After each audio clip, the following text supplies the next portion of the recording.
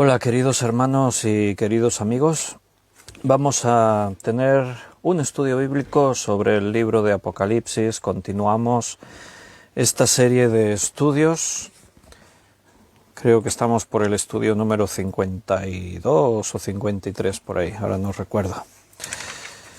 Pero estamos allá en el capítulo 12 de Apocalipsis, así que si queréis ir abriendo vuestras Biblias, los hermanos que ya os estáis conectando a este directo en Facebook para estudiar la palabra de Dios. Apocalipsis capítulo 12. Vamos a continuar viendo acerca de estas cosas que estábamos meditando en estos días. El último día nos tomamos más tiempo para leer en el libro de Daniel. Allí estábamos meditando y hoy vamos a retomar ahí para avanzar un poquito más. Bienvenidos a todos los hermanos que os estáis conectando a este Facebook, a este directo, y vamos a hacer una oración en primer lugar para pedir al Señor que sea Él quien nos dirija y comenzamos el estudio bíblico. Vamos a orar. Señor, gracias por esta oportunidad que nos das de venir otro día a meditar en tu palabra, a estudiarla, a recibir ese alimento espiritual que viene de ti. Queremos pedir tu dirección, que tú nos lleves, Señor, en este estudio. Háblanos a través de tu palabra. Sabemos que tu palabra es especial, es viva, es dinámica, produce cosas en nosotros. Por eso, Señor, necesitamos cada día que tú nos hables. Bendice a mis hermanos que escucharán este estudio bíblico, para que la bendición que viene de tu palabra abunde más y más en sus vidas. Danos sabiduría. Te lo pedimos todo en el nombre de nuestro Señor Jesús. Amén. Pues bienvenidos a todos. Saludar a los hermanos que han escrito en el chat en directo. Benito ha escrito, buenas tardes. Germán, bendiciones. Gaby y Yoli también han escrito, buenas noches. Miriam, buenas noches. Luz Bañuelas, buenas tardes. Ana Karina, buenas tardes. Juan Bermudo, buenas noches. Alina, buenas noches. Juan Vázquez, buenas tardes. Carmen Reyes, gracia y paz, dice Carmen, para ti también. José Luis, buenas noches. Y gracias, Señor Jesús, dice José Luis. Pues yo también doy gracias por vosotros al Señor y espero que el Señor nos hable en esta tarde. Estamos en Apocalipsis, capítulo 12. Habíamos estado meditando en el libro de Daniel, capítulo 7, en una visión que Daniel tiene acerca de estos acontecimientos de los últimos tiempos. Y bueno, él vio 4 bestias. Las 3 primeras representaban Babilonia, el imperio medo-persa y Grecia. Y el cuarto era Roma, y ese carácter de Roma proyectado a través de los tiempos en lo que será el último gobierno mundial, el que va a liderar un hombre a quien se le conoce más popularmente como el Anticristo, pero en Apocalipsis no se le llama el Anticristo, se le llama la bestia. Y hasta el día de hoy, pues, ese imperio no se ha manifestado. Se cumplen las profecías bíblicas. La palabra de Dios y su autoridad profética es indiscutible, es incuestionable. O sea, no hay nada que discutir en cuanto a eso. Hay gente que puede decidir creer o no creer la Biblia, pero la palabra de Dios ha dejado centenares de profecías a través de los tiempos y hasta el día de hoy todas, absolutamente todas se han cumplido, sin excepción de ninguna. Y eso dice mucho. Eso también nos garantiza que las pocas profecías que todavía están por cumplir se cumplirán. Es lo más lógico. Entonces, hablamos de ese espíritu de Roma que se extiende a través de los tiempos. La Iglesia Católica Apostólica Romana también es curioso que adoptó ese nombre. O sea, ¿por qué se llamó la Iglesia Católica Romana? La Iglesia cristiana sigue a Cristo, creemos en la Biblia, pero la Iglesia se constituye oficialmente la religión oficial del Imperio Romano. Esto lo promulga Constantino, el emperador, allí en el 300 y pico, y a partir de ese momento pues se quedó con ese nombre, pero no tendría por qué, porque Roma era una cosa, era un imperio, y ese imperio desapareció, pero la Iglesia continuó apropiándose de ese nombre. Y hablaremos de esto porque es interesante que la Iglesia cristiana, una parte importante de la Iglesia cristiana, siga esa cultura y esa tradición romana. Roma está presente en muchas partes. Tenemos muchos hermanos por aquí de Rumanía. ¿Por qué tiene ese nombre Rumanía? Bueno, Rumanía significa tierra de romanos. Eso significa Rumanía. Y la huella de Roma sigue estando presente en muchos lugares. Ese imperio único mundial va a tener ese carácter que Roma manifestó cuando estuvo como un imperio en el mundo. Y ahí estaba descrito en el pasaje que leímos de Daniel, no lo vamos a repetir. Estoy en Apocalipsis 12. Habíamos leído los 3 primeros versículos, vamos a leer el 4, los leemos desde del 1 al 4, pero seguiremos comentando a partir de este versículo 4. Apareció en el cielo una gran señal, una mujer vestida del sol, con la luna debajo de sus pies y sobre su cabeza una corona de 12 estrellas. Recordad, la mujer es la Iglesia, es símbolo de la Iglesia. Y estando encinta, clamaba con dolores de parto en la angustia del alumbramiento. También apareció otra señal en el cielo. He aquí un gran dragón escarlata que tenía 7 cabezas y 10 cuernos, y en sus cabezas 7 diademas. Y en su cola arrastraba la tercera parte de las estrellas del cielo, y las arrojó sobre la tierra. Y el dragón se paró frente a la mujer que estaba para dar a luz, a fin de devorar a su hijo tan pronto como naciese. La Biblia nos da una cifra en cuanto a cuántos ángeles de los cielos se rebelaron contra Dios de parte de Satanás. Ahí dice la tercera parte. Aquí cuando dice las estrellas del cielo se está refiriendo a todos los ángeles de los cielos. Pues dice que la tercera parte la arrastró Satanás en su caída. Terrible, ¿no? Un gran misterio para nosotros, cómo poder entender esas cosas. Bueno, cuando estemos allí con el Señor entenderemos más que ahora. Entonces dijimos estos 3 símbolos. Sabemos que la mujer representa la iglesia visible, nombre de iglesia en general. El dragón es Satanás, lo dice más adelante el texto, y el hijo que está por nacer. Y por los datos que nos da, dice ahora en el versículo 5, y ella dio a luz un hijo varón que regirá con vara de hierro todas las naciones, y su hijo fue arrebatado para Dios y para su trono. Decíamos, el hijo es la iglesia espiritual, la iglesia auténtica, los verdaderos creyentes que van a ser arrebatados a los cielos. Esta es la narración del arrebatamiento. Vamos a continuar un poco más. Todo esto ya lo vimos. Versículo 6. Y la mujer huyó al desierto, donde tiene lugar preparado por Dios, para que allí la sustenten por 1260 días. Bien, ahora se nos da aquí una información de que la mujer huye al desierto. Nota la posición de la mujer antes de nacer el niño.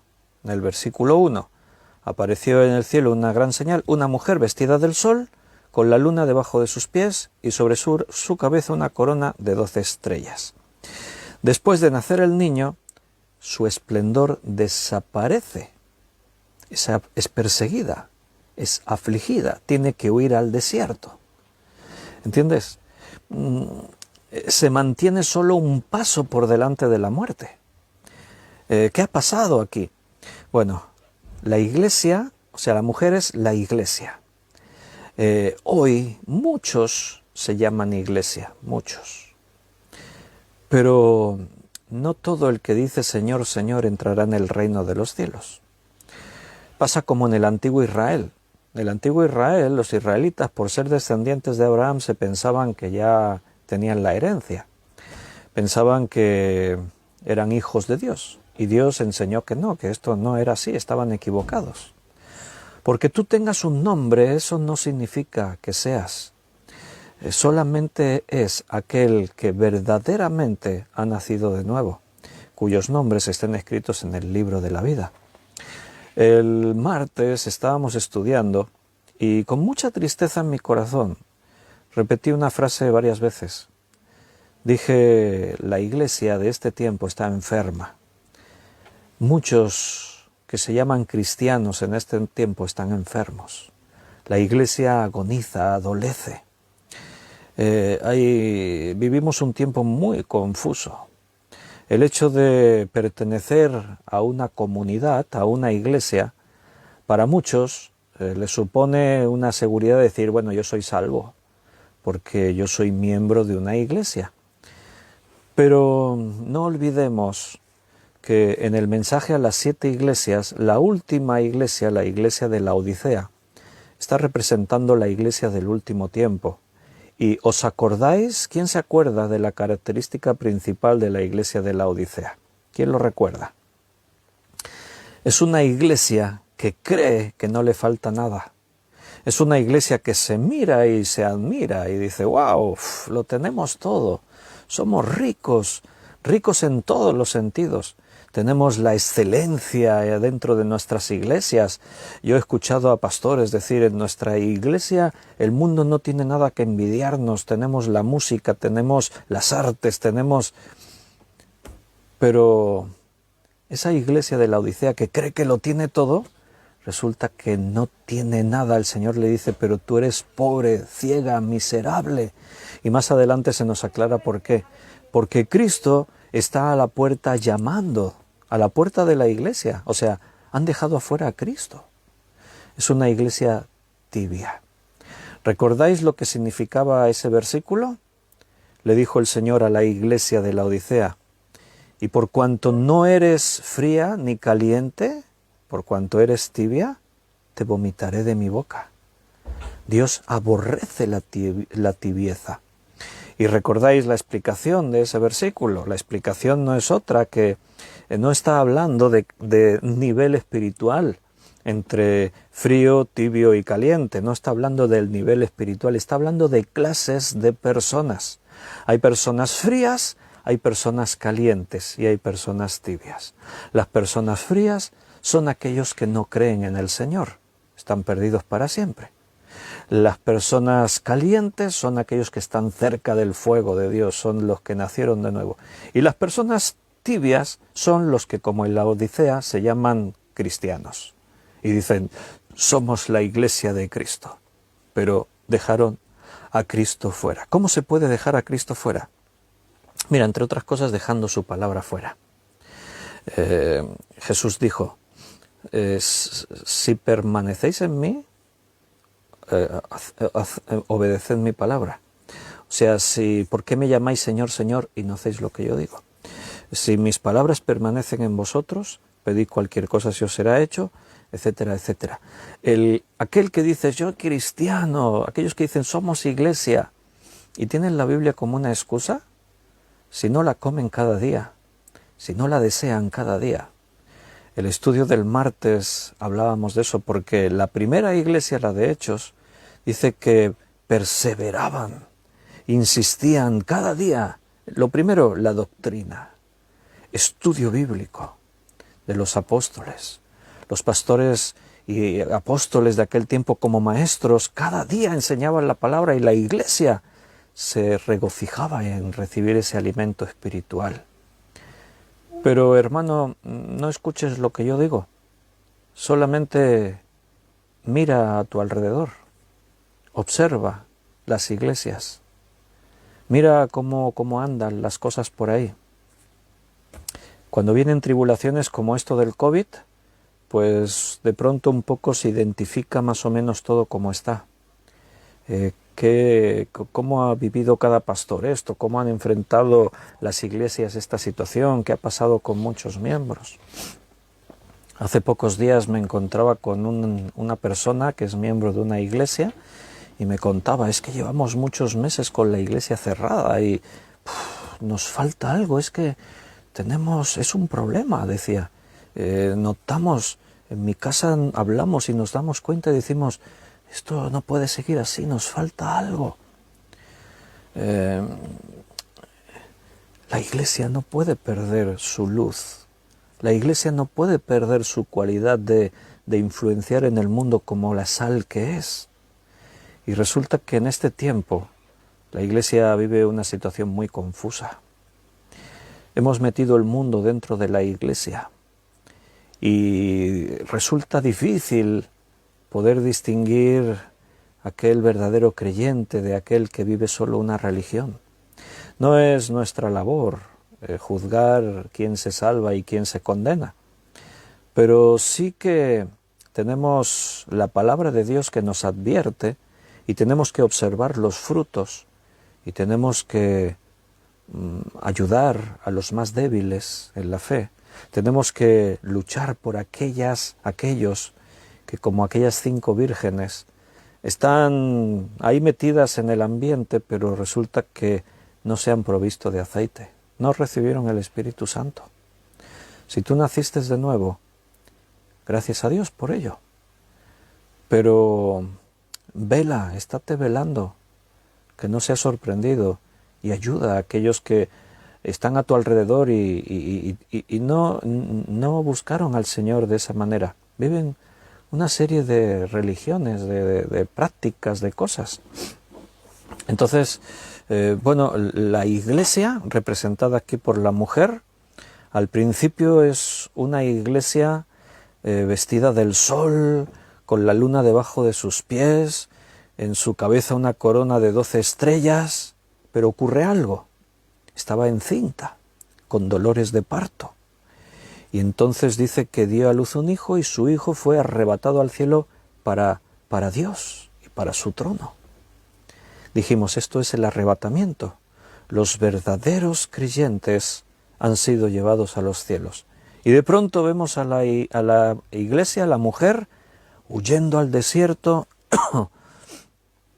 necesitando sustento para sobrevivir, perseguida, buscada, afligida, un paso por delante de la muerte, haciendo la bestia guerra contra ella, matando a millares.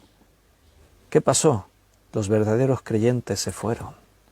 Los que se quedaron aquí son las 5 vírgenes de la parábola, que cuando el Señor llama, ya estoy aquí, ya han llegado las bodas, de pronto las 5 vírgenes que tenían aceite se van y las otras dicen, ¿y nosotras qué? Terrible. Pero esa iglesia tiene otra oportunidad. Muchos entonces van a creer de verdad. ¿Qué van a hacer en ese momento? Pues se van a olvidar de los placeres del mundo y se van a volver con todas sus fuerzas a Dios, porque no habrá otra. Ahora muchos de esos creyentes, los creyentes de la Odisea, están en la iglesia, pero están súper entretenidos con los placeres del mundo. Cristo no es la prioridad. Su palabra está descuidada, la palabra de Cristo en sus vidas. Las oraciones están descuidadas. La vida de iglesia en comunión está descuidada. Todo queda en un segundo plano. Bueno, si en tu vida tu tesoro son las cosas de este mundo, ahí está tu corazón. Pero si tú has conocido la verdad y estás ahí en ese conocimiento, cuando los verdaderos creyentes desaparezcan, entonces se abrirán los ojos. Esto es duro decirlo, pero no sé si alguien que escuche este estudio un día compruebe que todos a los que llamaba hermanos en la fe han desaparecido. Algunos se van a quedar atrás De este grupo es difícil. Yo creo que de este grupo se van todos. Bueno, menos dos. No voy a decir los nombres. Es broma, ¿eh? No lo sé. Yo no tengo el conocimiento de Dios para decir quién se va y quién se queda. Pero sí puedo ver los frutos. Y de este grupo, cuando yo digo, yo sé que todos se van, no lo estoy diciendo bromeando, eso sí lo digo en serio. ¿Por qué? Porque yo puedo observar el fruto. Y yo sé que no estáis aquí cada día para verme a mí. Es obvio. Yo sé que estáis aquí porque os sentís en esa necesidad de estar así juntos. El hecho de estar juntos es algo que nos sale de dentro, lo buscamos. Y el hecho de tener hambre por su palabra, tener hambre por la palabra de Dios es la mejor señal de que eres hijo de Dios. Porque si no, yo veo a muchos hermanos sin hambre de la palabra. Van a las iglesias, sobre todo el domingo, van para hacer el culto, el ritual del domingo, pero el resto de la semana están atareados en sus sinfín de afanes, están súper entretenidos con todo lo que el mundo nos ofrece. Tenemos la televisión, el internet, tenemos el teléfono móvil, los videojuegos, tenemos tantas cosas y ahí están súper entretenidos. Pero hermano, hay que abrir los ojos y tenemos que saber dónde estamos, dónde nos encontramos.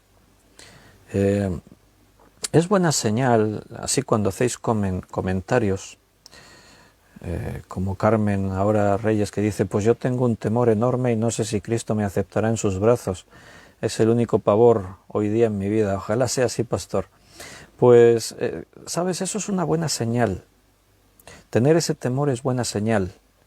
Yo os he dicho, para mí, aquellos que os estáis aquí siempre, cada día, si faltas un día no quiere decir que ya te vas a quedar atrás, ¿eh? Y si faltas 2 o 3, yo qué sé, cada uno sabe su vida, yo no estoy. Pero una señal es aquel que tiene hambre de la palabra. Y otra buena señal es la inquietud, el temor. Ese temor reverente, no decir, Señor, realmente soy tu hijo, me has aceptado, estoy preparado para irme contigo. Porque la Biblia dice que el que esté firme mire que no caiga.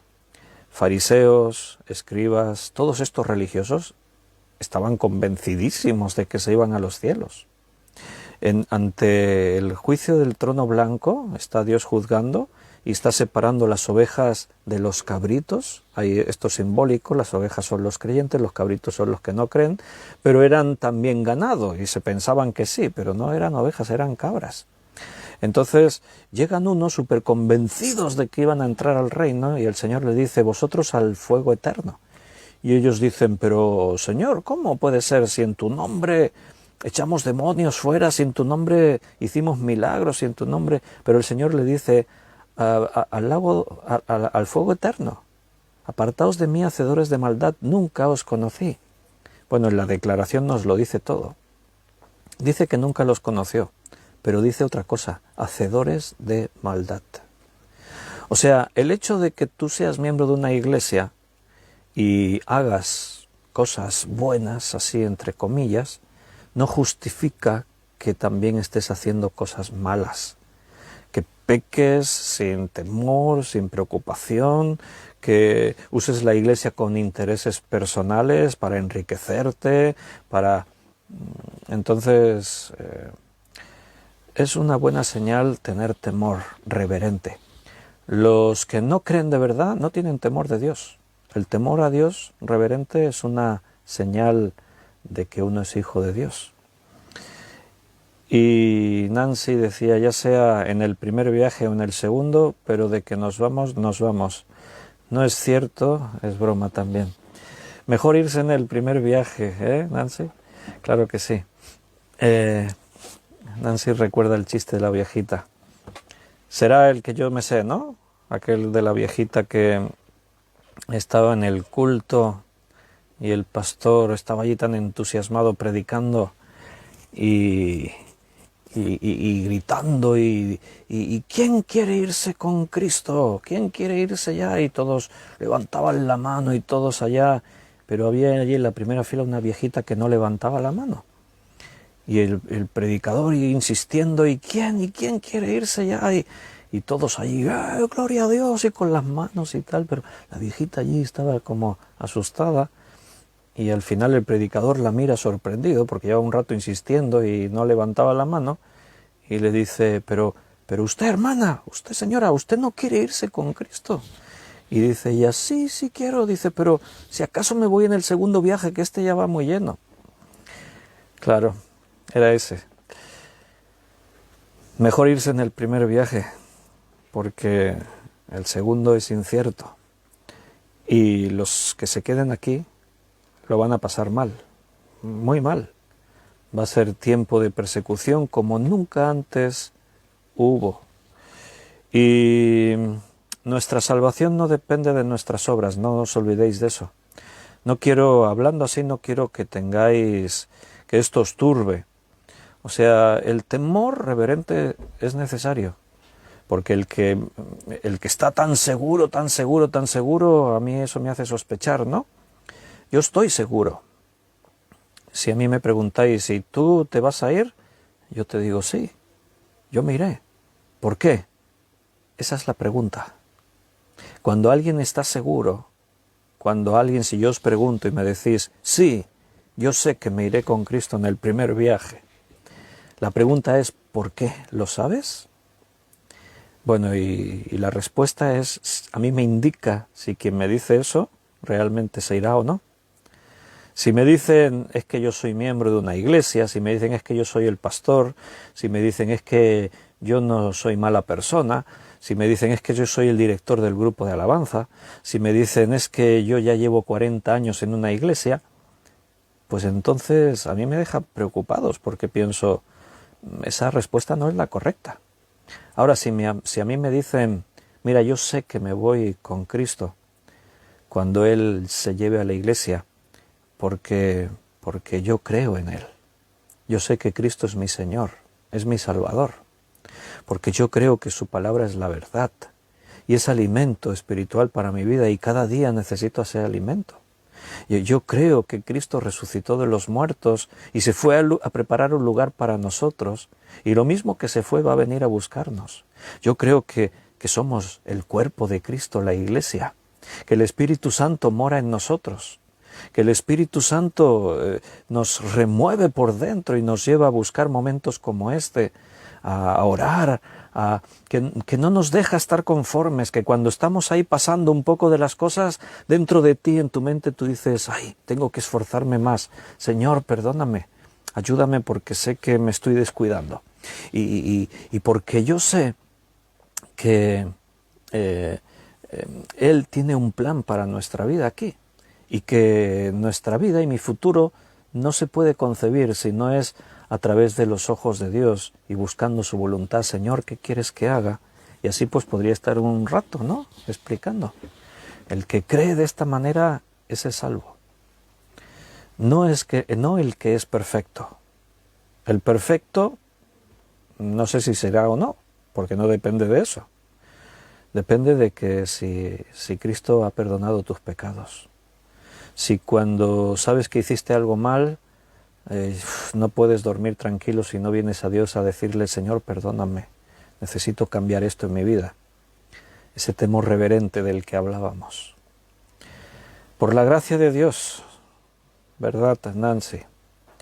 Así que, bueno, ahí tenemos que no solo ya mirar por nosotros, sino yo de verdad tengo una gran preocupación por muchas personas a las que conozco, miembros de iglesias, pastores incluso, hermanos en la fe, pero no sé, los veo que viven su vida, que tienen muchas prioridades y que la iglesia, la palabra y las cosas de Dios están muy en segundo plano. Y entonces, por sus frutos los conoceréis. Y yo veo los frutos y digo, no sé, Señor. Y ahí estamos orando y predicando su palabra, que es lo que podemos hacer, no podemos hacer otra cosa. Entonces, bueno, nota cómo aquí la explicación coincide con la descripción, la interpretación que damos después de que el niño nació, o sea, de que los verdaderos creyentes son arrebatados a los cielos. La Iglesia pierde su esplendor. ¿Por qué? Porque la Iglesia como nombre no es nada. Y ahora dentro de la Iglesia muchos van a creer y muchos van a luchar y la Iglesia va a ser perseguida. Más adelante vamos a ver el motivo de la persecución. Es evidente que todos los que están en las iglesias hoy en día, aunque no crean de verdad en Jesús como su Salvador personal, y la demostración es poner las cosas de Dios en primer lugar en tu vida, pero están en la iglesia y quien más quien menos han escuchado estas cosas. Saben que un día la bestia será un hombre que gobernará el mundo y que tratará de negar el cristianismo y las demás religiones imponiendo su propia religión y exigirá adoración y que engañará al mundo con señales y prodigios. Casi todos los que están en cualquier iglesia saben eso. Entonces, cuando la verdadera iglesia se vaya, estos que se quedarán, entonces dirán, ¿qué hemos hecho? ¿Y ahora qué? Pero ¿cómo es que no me fui? Yo pensaba que sí. Y claro, la misma persona va a saber por qué no se fue. Entonces lo va a entender. Vivía una vida de hipocresía. Yo decía que era cristiano, pero siempre habría algo más importante que mis hermanos, reunirme con ellos. Siempre había algo más importante que tomarme tiempo para un estudio bíblico. Siempre había algo que me quitaba el tiempo para que pudiese orar a Dios. Siempre había una excusa para no compartir de lo que Dios me daba con los necesitados o con la obra de la iglesia. Siempre hubo algo en lugar de Dios y de sus cosas. Y entonces los que se queden atrás van a saber muy bien por qué se quedaron atrás. Entonces abrirán sus ojos. Y entonces, ¿qué? Cuando la bestia diga, me tenéis que adorar a mí, a mi imagen, y el que no, pues va a morir. Y tenéis que aceptar mi sello sobre vuestras frentes o sobre vuestra mano. Y claro, ¿qué van a hacer? Pues se negarán, porque saben que aceptar eso es condenarse por la eternidad. Ellos tendrán el conocimiento y se van a negar. Por eso la mujer huye al desierto. El desierto representa las condiciones que enfrentará la iglesia en la tierra después del arrebatamiento. La expresión desierto, más que un lugar geográfico, aunque sí que hay algunos maestros que dicen, no, esto es literal. Bueno, tenemos que seguir aplicando las normas de interpretación bíblicas. Cuando estamos hablando en un pasaje con símbolos, cuando un pasaje es simbólico, lo que dice el pasaje es simbólico. Entonces, si la mujer es un símbolo, si el hijo es un símbolo, si el dragón es un símbolo, si las estrellas que arrastra con su cola son un símbolo, el hecho de decir y fue llevada al desierto es un símbolo. Es una cuestión de regla de interpretación, de hermenéutica bíblica. Entonces, no hay un argumento para decir, sí, será un lugar geográfico en el que los cristianos en el mundo huirán a un lugar desértico y estarán allí todos juntos, donde Dios los va a proteger en ese tiempo de persecución.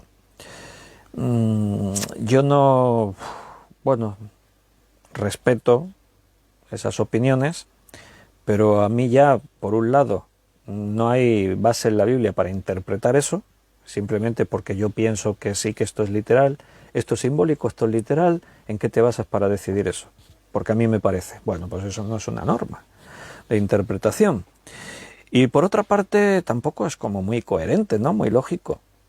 Si el Señor los quiere llevar a un lugar de refugio, ¿por qué los lleva al desierto?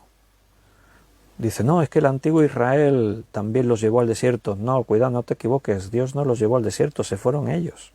Dios se quedó con ellos. ¿Pero a dónde los quería llevar Dios? ¿Al desierto? No, a una tierra que fluye leche y miel, una tierra abundante, con árboles, con vegetación, con riqueza.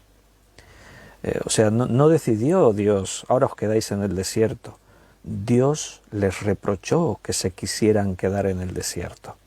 Si Dios en ese último tiempo va a llevar a un lugar geográfico a los que decidan creer en Él en ese tiempo y rechazar a la bestia, pues si es decisión de Dios llevarlos a un lugar, yo creo que los llevaría a un vergel, a un lago hermoso con bosques frondosos, porque al desierto. No, porque aquí el desierto está representando las penalidades, las condiciones extremas que los que se queden atrás van a sufrir en ese tiempo. Esa es la idea. Fue llevada al desierto. La gloria de la mujer desaparece cuando el Hijo es llevado al cielo. Cuando los verdaderos cristianos se van, se termina el tiempo de la Iglesia en la tierra. A partir de ese momento se abre un nuevo periodo. Es el tiempo de la gran tribulación. Es el tiempo de los mártires. Los santos de la tribulación van a creer y van a salvarse. Pero como antes bromeando decíamos, se perdieron el primer viaje. Y ahora tienen que luchar por creer y salvar sus vidas. Y muy probablemente la mayoría de ellos morirán decapitados, torturados, huirán de aquí para allá. En Mateo 16, 18, Jesús dijo: y yo también te digo que tú eres Pedro, y sobre esta roca edificaré mi iglesia, y las puertas del Hades no prevalecerán contra ella. Toda la grandeza de la iglesia está en su Hijo, en Cristo, porque Él es la cabeza de la iglesia. Cuando la iglesia verdadera es arrebatada al cielo, ya la iglesia desaparece en la tierra, ya no está. ¿Dónde está? En los cielos. La iglesia que se queda en la tierra ahora tiene que decidir si cree o no cree. Si creen, ya no es la iglesia ya se fue. Hubo un tiempo que era el pueblo de Dios, desde Abraham hasta Jesús. Hay un tiempo que es desde Jesús hasta el arrebatamiento, la iglesia. Hubo un tiempo antes del pueblo de Dios, patriarcas, los hombres de Dios que creyeron en ese tiempo. Habrá un tiempo después de la iglesia. Cuando la iglesia sea arrebatada, también habrá un tiempo en la tierra. Y las características de ese tiempo serán distintas a las de ahora. Cuando Jesús le dice a Pedro: tú eres una piedra, y sobre mí, dice Cristo, sobre esta roca, que era Él, Cristo, la roca, edificaré mi iglesia, y por ese motivo las puertas del Hades no prevalecen contra ella. La iglesia de Cristo ahora, en este momento, es una iglesia gloriosa, contra la que Satanás no puede hacer nada. Satanás está derrotado, Cristo lo derrotó en la cruz.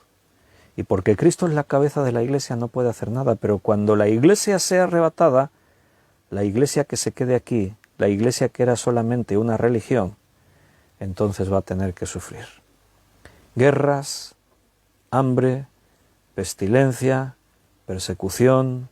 Ese será el panorama mundial. Muchas de estas plagas afectarán solo al reino de Satanás, pero Satanás y la bestia harán guerra contra los creyentes y, como leímos, los vencerán, porque es otro tiempo. Es el tiempo de los mártires, es el tiempo de los santos. Ahora bien, aún dentro de la tribulación, Dios los sustenta. Dios no los abandona.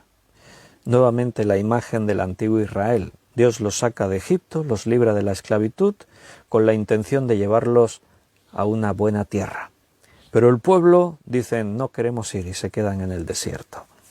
Bueno, pues aquí tienes esta ilustración.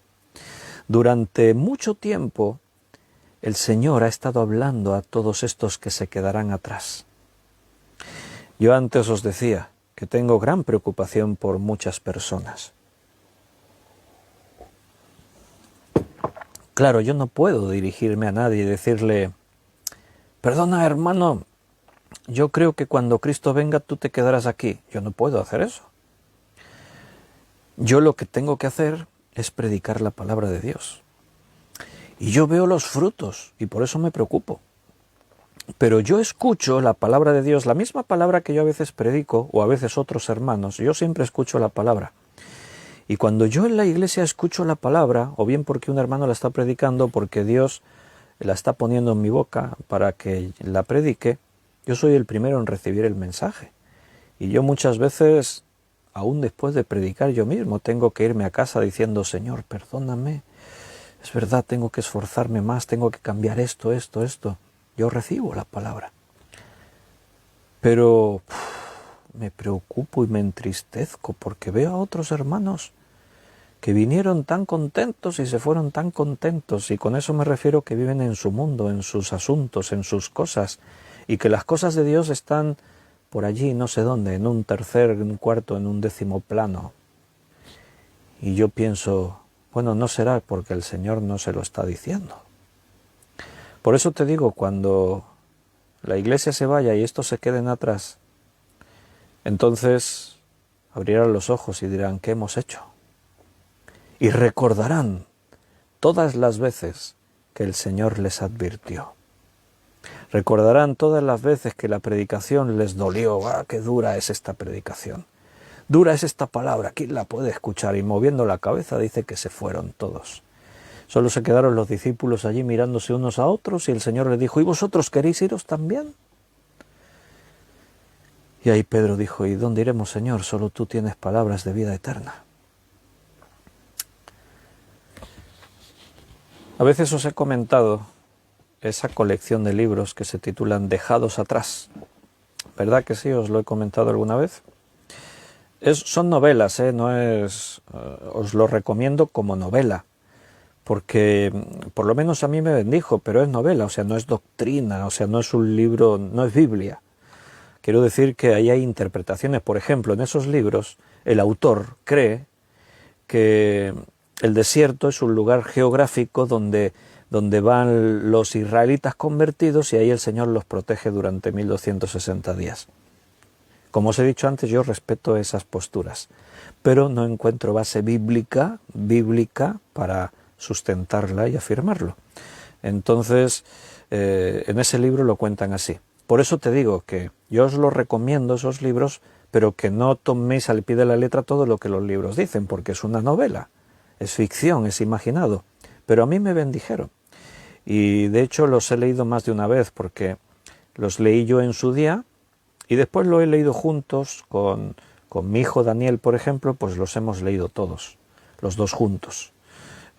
Porque tienen aventuras, te cuentan, y dentro de todo eso hay una buena enseñanza, hay un fundamento, hay detalles interesantes de la fe cristiana, ¿no?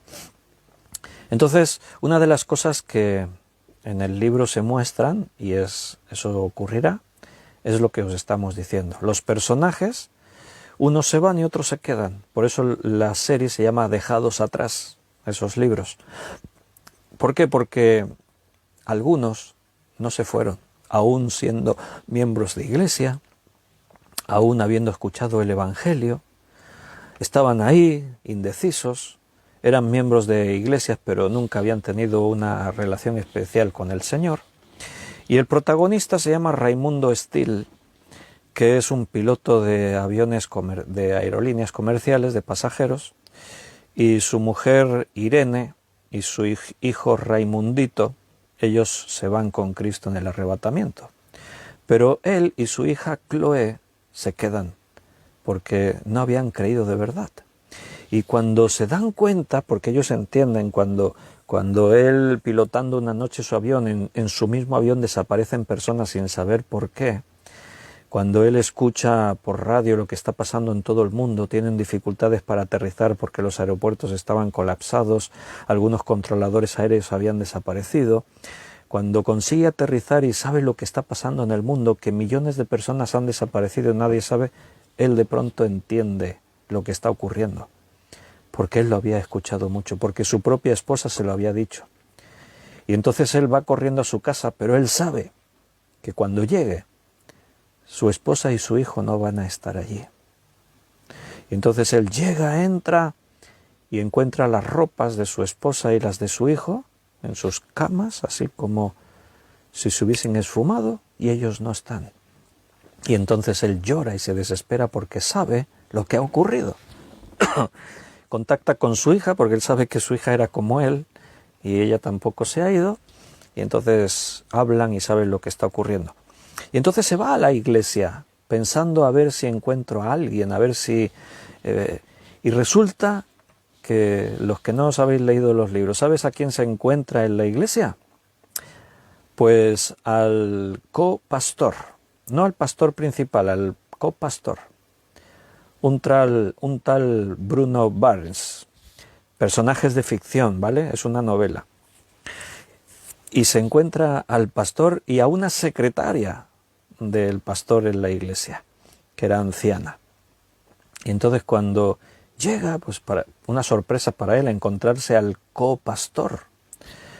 Y cuando habla con él, pues este hombre le dice que estaba totalmente hundido y derrumbado, y él da testimonio y dice: yo sé por qué me he quedado. Yo vivía una religión. Yo nunca realmente me arrepentí de mi vida vieja, confesé mis pecados. A mí me gustaba la vida de la iglesia, pero realmente Cristo nunca fue mi Señor. Las cosas de la iglesia nunca fueron mi prioridad. Y bueno, y eso ocurrirá de verdad. Muchos que están en la iglesia se quedarán aquí. ¿Por qué? Porque viven una religión. No hay diferencia entre cualquier religión del mundo y el cristianismo, hablando de religión. Cada uno vive lo que cree que es la verdad, pero lo vive a su manera. Y solo hay una manera correcta, que es la manera de Dios. Si tú no estás a la manera de Dios, entonces tienes un problema. ¿Y cuál es la manera de Dios? Pues una de las cosas que Dios nos ha dicho es que escudriñemos su palabra.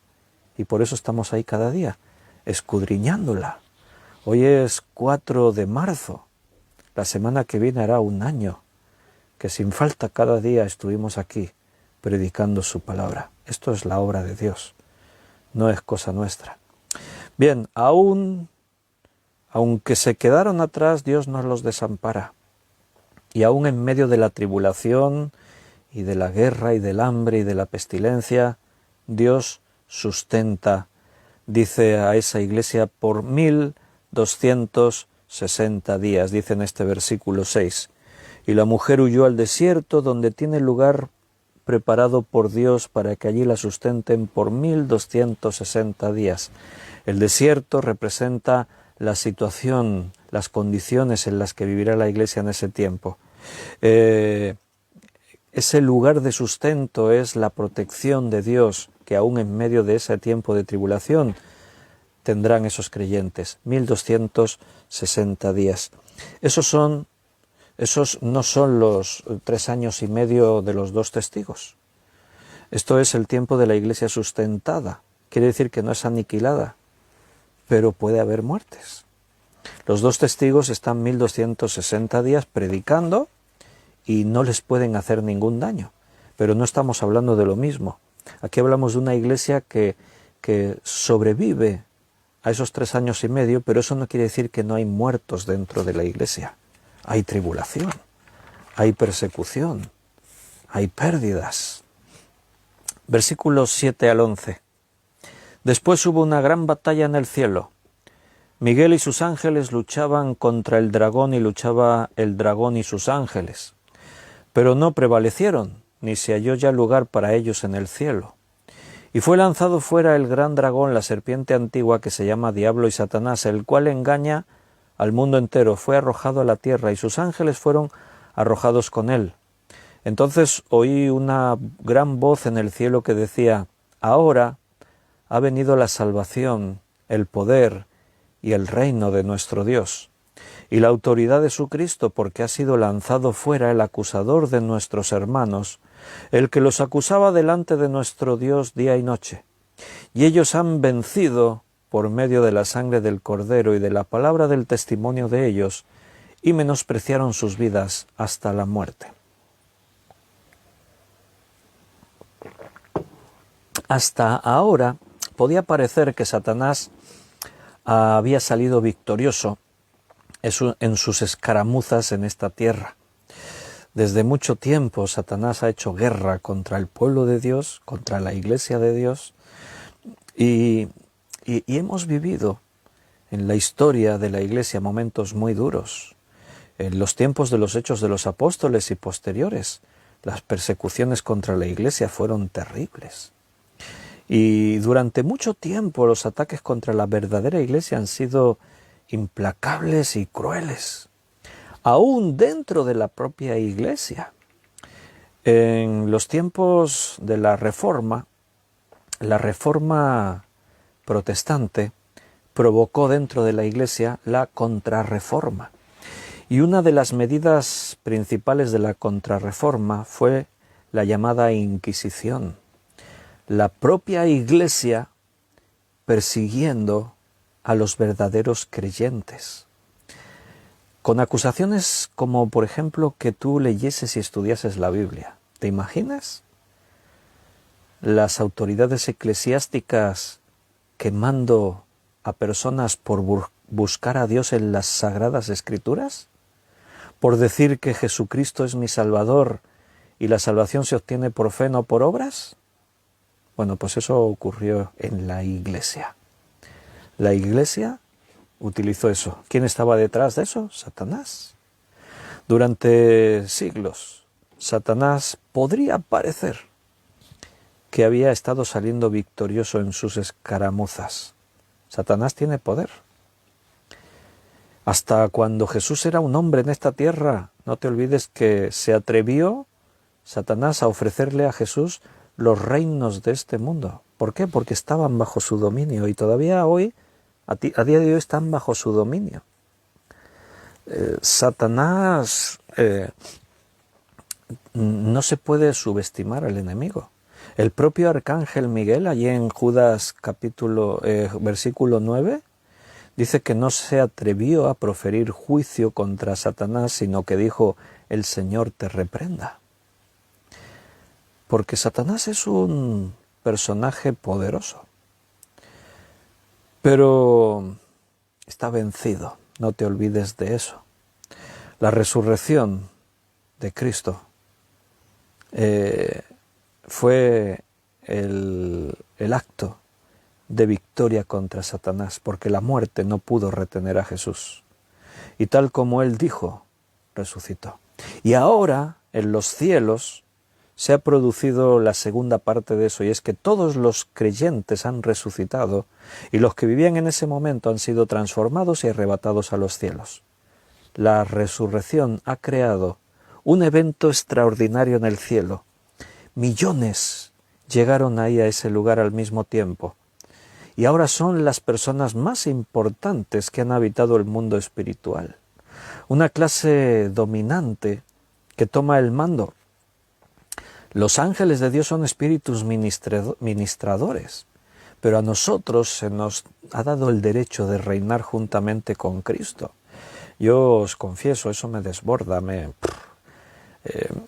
a veces hasta me cuesta de decirlo porque suena como pretencioso, ¿no? Decir, nosotros reinaremos con Cristo y tal, pero lo digo con conocimiento de causa y con profunda veneración a Dios y respeto y temor de Dios, porque soy consciente que si eso ocurrirá un día, no es porque ninguno de nosotros merezcamos, ni mucho menos. Es porque el Señor nos ha dado ese derecho.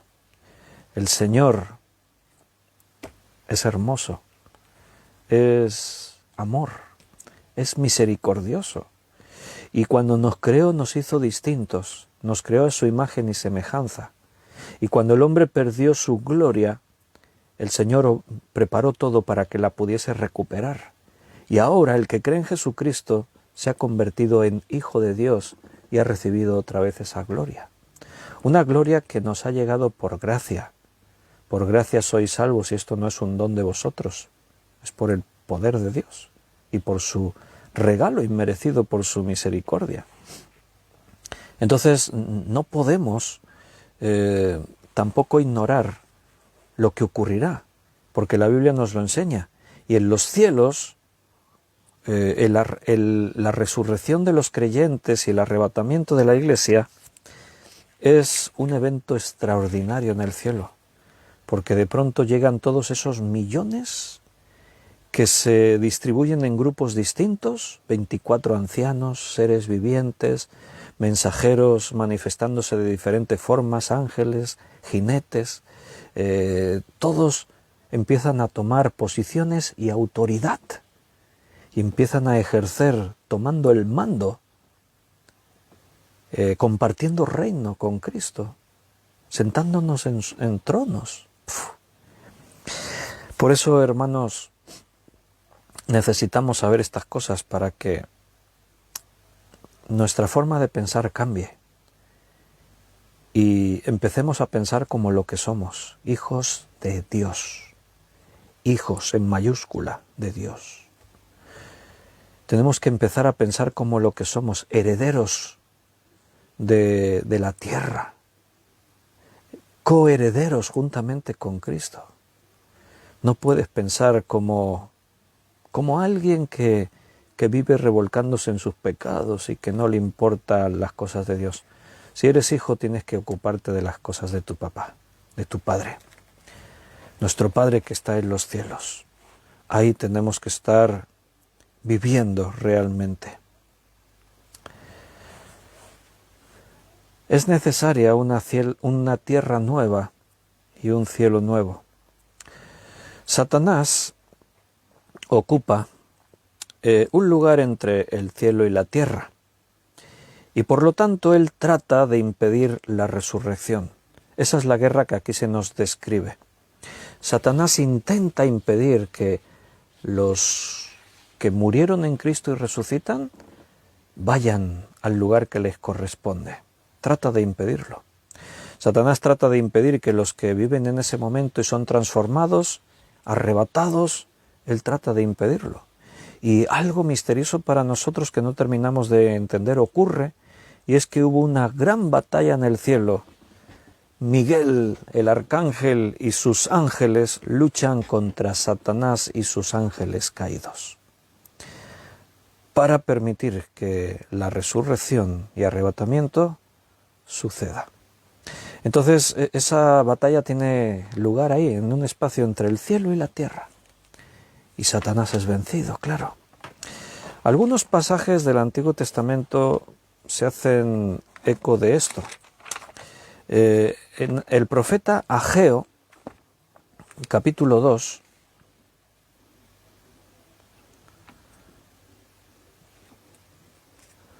vamos a leerlo.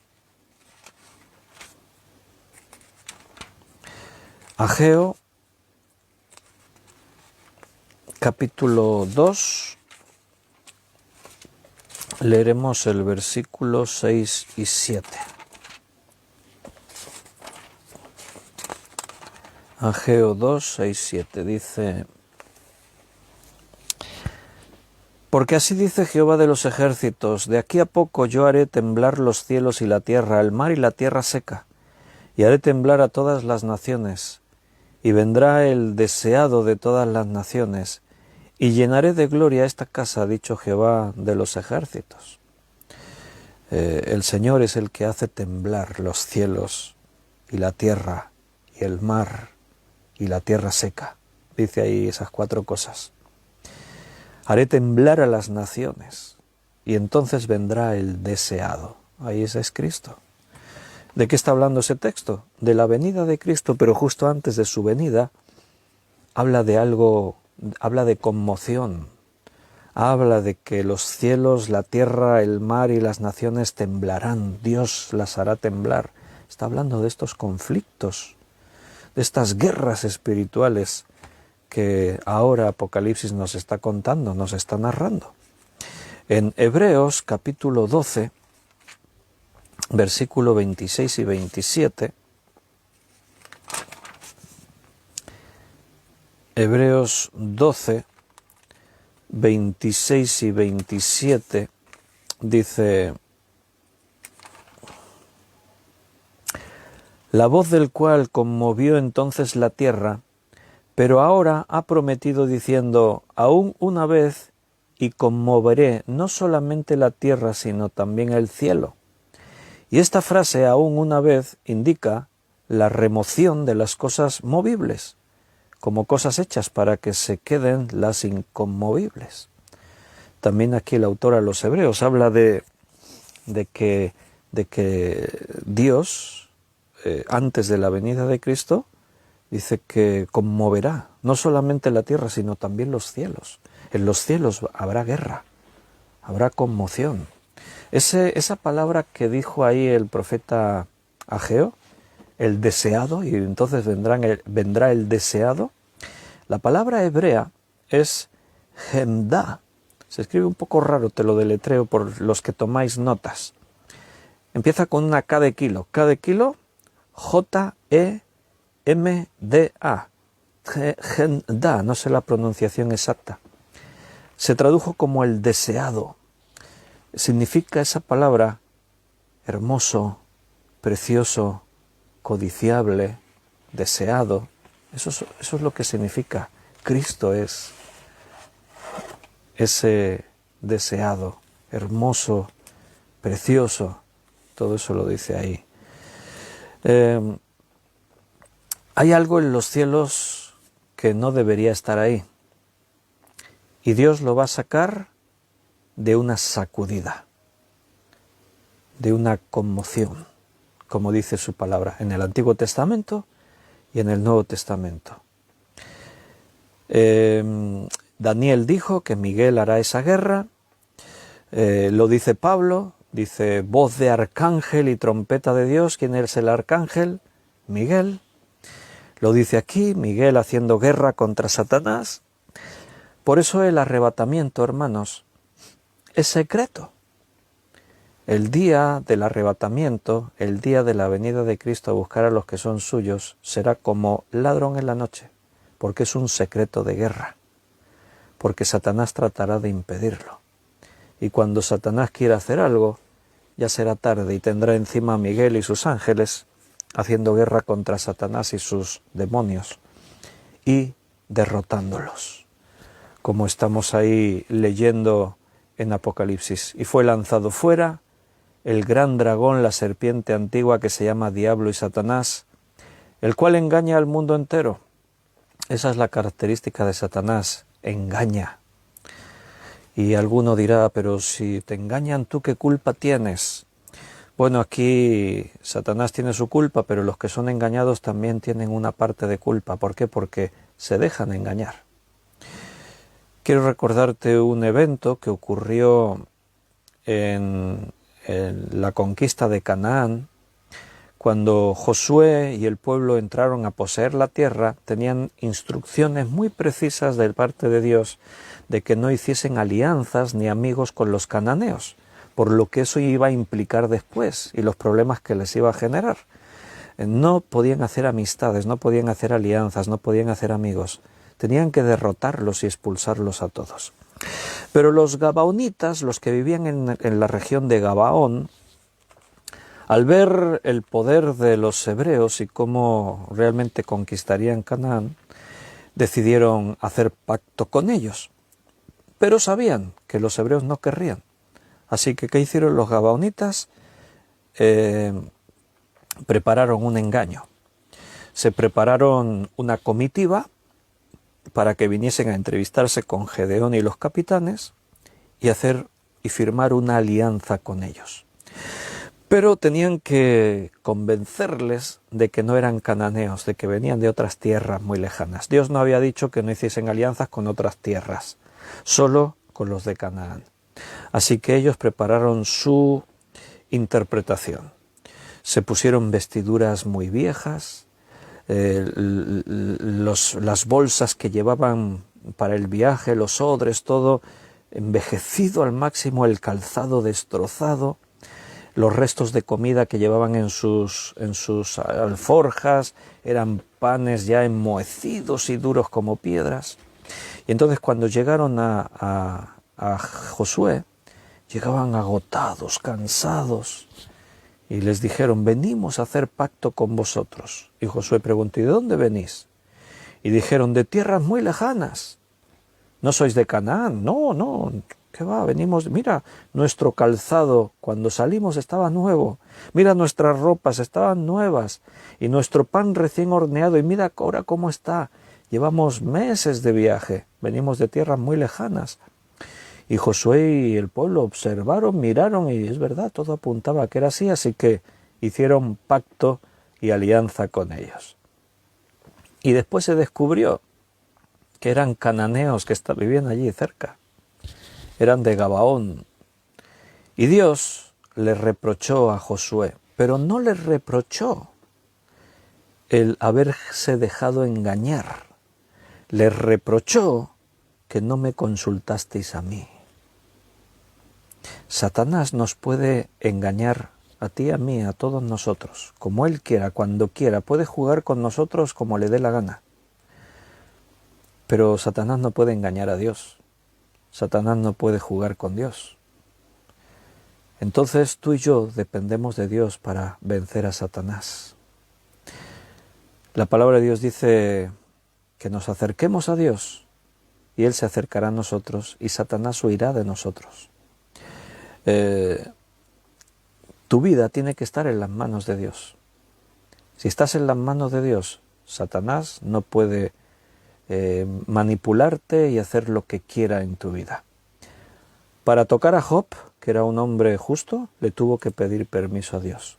Jesús dijo, Satanás me ha pedido para zarandearos como el viento zarandea el trigo. O sea, no puede venir a zarandearnos así como quiera, tiene que tener el permiso de Cristo. Claro, yo entiendo que alguno dirá, esperemos que Cristo no le dé permiso. Si Cristo le da permiso es porque hay un propósito en el ser zarandeados. Confía en Dios. Todo lo que nos llega es por nuestro bien, porque Dios nos ama. Confiemos en Él. Y esperemos que no necesitemos ser zarandeados, pero a veces no es así, a veces tenemos que ser zarandeados para aprender cosas. Satanás es poderoso, pero más poderoso es el que está dentro de ti que el que está en el mundo. Y ocurrirá, esto será un evento real en el que la iglesia será arrebatada y Satanás tratará de impedirlo, tratará de impedir que todos nosotros lleguemos a los cielos, porque al llegar allí ocuparemos nuestra posición de mando, nuestro lugar de autoridad. Recuerda lo que he dicho antes, la resurrección ha creado un evento extraordinario en el cielo que estamos viendo desde el capítulo 4 de Apocalipsis. Millones llegan allí al mismo tiempo. Son las personas más importantes que habitaron en esa esfera espiritual desde siempre. Y es una clase dominante que cuando llegan a los cielos toman el control. Dice en Hebreos, ¿a cuál de los ángeles le dijo Dios jamás, mi hijo eres tú, yo te he engendrado hoy? Está hablando de Jesucristo. Pero no os olvidéis que el Señor nos coloca en similitud con Cristo. Nunca nos podremos comparar con Él, ¿eh? No estoy diciendo yo, somos iguales que Cristo. No, jamás, jamás, jamás. Cristo y nosotros, hay una eternidad entre Él y nosotros de diferencia. Pero si estaremos, si el Señor nos equipara con Cristo es por misericordia, por pura gracia, porque Él quiere. Pero eso es lo que dice la Biblia, coherederos juntamente con Cristo. Nosotros somos hijos, Él es el primogénito entre muchos hermanos. O sea, se nos está llamando hermanos de Cristo, ¿entiendes? Cuando lleguemos a los cielos en el arrebatamiento, en los cielos van a ocurrir cosas como nunca antes habían ocurrido. Es la obra de Cristo en cada uno de nosotros, en ti, en mí. Y Satanás quiere impedir eso. Pero no hay manera de impedir la obra de Dios, el plan de Dios.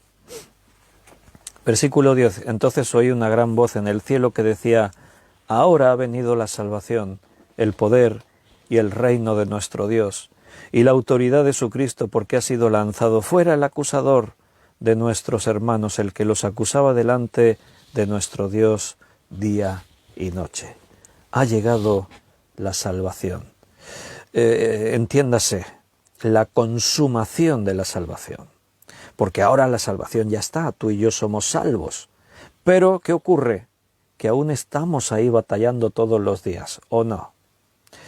Pablo dice que aún no se ha manifestado lo que hemos de ser. Bueno, lo dice Juan, Pablo lo dice de otra forma también. Juan dice, aún no se ha manifestado lo que hemos de ser. Cuando Él se manifieste, seremos semejantes a Él. Pero Pablo habla del cuerpo, y habla de que hay cuerpo animal, hay cuerpo espiritual. Dice que aún no tenemos ese cuerpo espiritual, pero un día lo tendremos, y ya tenemos la salvación, pero aún no está completa, ¿entiendes? Pablo hablaba de cuando esto sea completo es cuando ya estaremos con Cristo. Y ese día llega, y aquí se está describiendo ese día. Ahora ha venido la salvación, o sea, la consumación. Alcanzaremos el objetivo final. Satanás es el que nos acusa de día y de noche. Su fin es que este día no llegue, pero este día llegará. Satanás no te podrá acusar. Una pregunta. Dice la Biblia que Satanás es el acusador. El que acusaba, dice, el que nos acusaba de día y de noche, delante de Dios. Dios es el juez, solamente Dios puede decidir la justicia. Pero Satanás es el acusador. Es como una escena de un juicio. El juez, Dios. El abogado defensor, Cristo. Y Satanás, el que acusa. Bíblico todo esto. Dios es el juez que se sienta en el gran trono blanco. Abogado tenemos para con el Padre, a Jesucristo, dice Juan allí en su primera carta. Y Satanás, aquí lo tienes escrito, el acusador que nos acusaba de día y de noche. Pregunta, y termino con esta pregunta. Cuando Satanás te acuse, ¿qué le responderás? Piénsalo. Piénsalo unos segundos. Satanás te acusará. Cuando Satanás te acuse, ¿qué le responderás?